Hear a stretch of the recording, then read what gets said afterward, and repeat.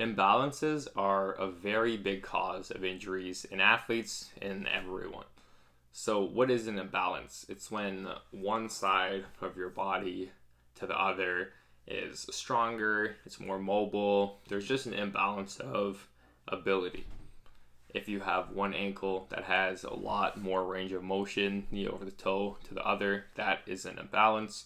If one of your quads is a lot stronger than the other quad, then that's an imbalance.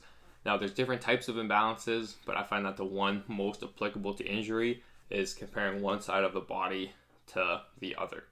So if you do have that ankle issue, then you're going to be putting more stress on one knee, and then your knee is going to have to compensate. And eventually, it might break down. It's going to put more stress on your hip, and so on and so forth.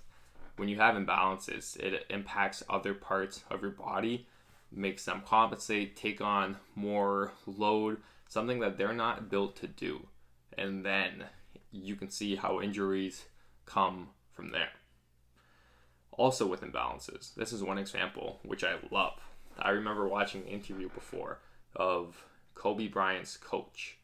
I forget who exactly it was, but after every game, he would watch the film back, count the steps, how many steps he took off one leg, how many steps he took on the other, because in basketball there's lots of pivoting, jumping off one leg. And then the workout the next day, they would do it to even it out. If you're always playing more on one side, if your right leg takes a lot more work than your left leg, that's going to create an imbalance.